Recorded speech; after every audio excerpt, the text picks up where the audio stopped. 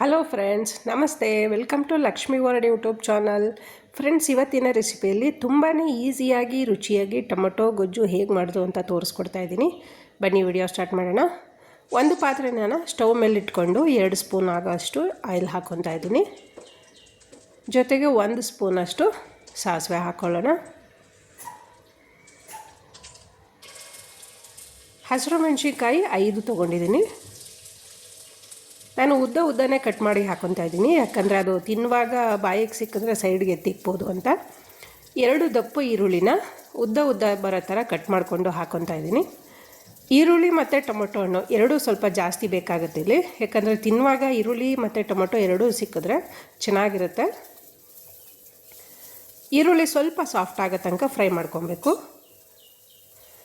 ಈರುಳ್ಳಿ ಸ್ವಲ್ಪ ಸಾಫ್ಟ್ ಆದಮೇಲೆ 1 ಬೆಳ್ಳುಳ್ಳಿನ ಜಜ್ಜಿ ಹಾಕ್ಕೊತಾ ಇದ್ದೀನಿ.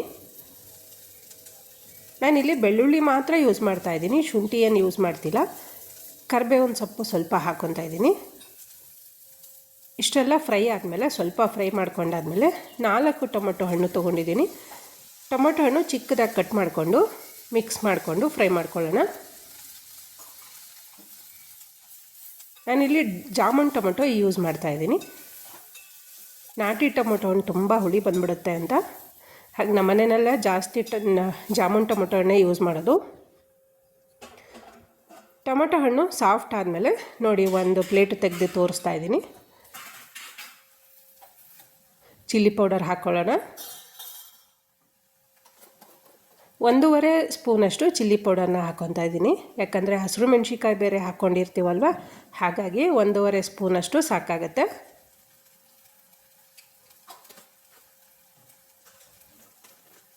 ಕಾಲು ಸ್ಪೂನಷ್ಟು ಅರಿಶಿನ ಪುಡಿ ಹಾಕ್ಕೊಳ್ಳೋಣ. ಜೊತೆಗೆ ಒಂದು ಅರ್ಧ ಸ್ಪೂನಷ್ಟು ಗರಂ ಮಸಾಲ ಹಾಕ್ಕೊಳ್ಳೋಣ. ಚಿಲ್ಲಿ ಪೌಡರು, ಗರಂ ಮಸಾಲ ಮತ್ತು ಅರಿಶಿನ ಪುಡಿ ಹಾಕಾದ್ಮೇಲೆ ಮಿಕ್ಸ್ ಮಾಡ್ಕೊಬೇಕು.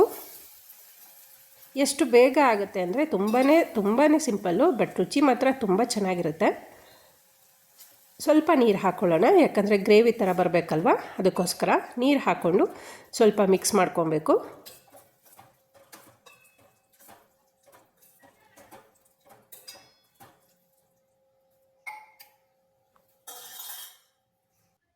ರುಚಿಗೆ ತಕ್ಕಷ್ಟು ಉಪ್ಪು ಹಾಕ್ಕೊಳ್ಳೋಣ. ಉಪ್ಪು ಹಾಕಾದ್ಮೇಲೆ 1 ಕುದಿ ಬರೋದಕ್ಕೆ ಮುಚ್ಚಿಡಬೇಕಾಗುತ್ತೆ.